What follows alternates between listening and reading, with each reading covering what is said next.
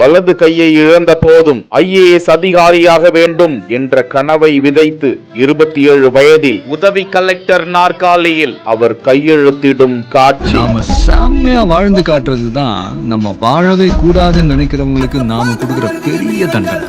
எர்ணாகுளம் கக்கநாடு மாவட்ட ஆட்சியர் அலுவலகத்திற்குள் கம்பீரமாக நடந்து வரும் இந்த பெண் IAS அதிகாரி பார்வதி கோபகுமார். சிங்கப்பெண்ணே சிங்கப்பெண்ணே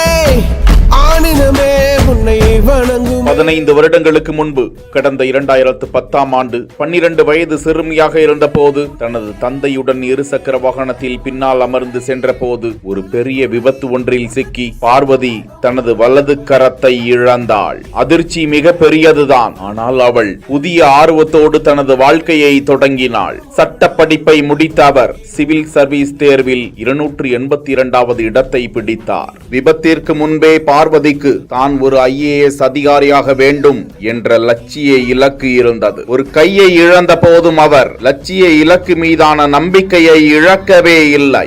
புத்தகங்களில் மூழ்கினார், கடினமாக உழைத்தார், ஒவ்வொரு தடையையும் தனக்கு வாய்ப்பாக மாற்றினார். வெறுமையான நேரங்களில் கவிதைகளை படைத்தார். அது முக்கியமான இதழ்களில் பெரும் வரவேற்பை பெற்றது. அவரது சிறுகதைகள் பலருக்கும் முன் உதாரணமாக திகழ்கின்றனவாம். அவரது லட்சிய கனவை அடைந்து கலெக்டர் அலுவலகத்தில் ஊழியர்கள் அவருக்கு கொடுத்த அன்பான வரவேற்பு இதயபூர்வமானதாக இருந்ததாக தெரிவிக்கும் பார்வதிக்கு பாராட்டுக்கள் குவிந்து வருகின்றன.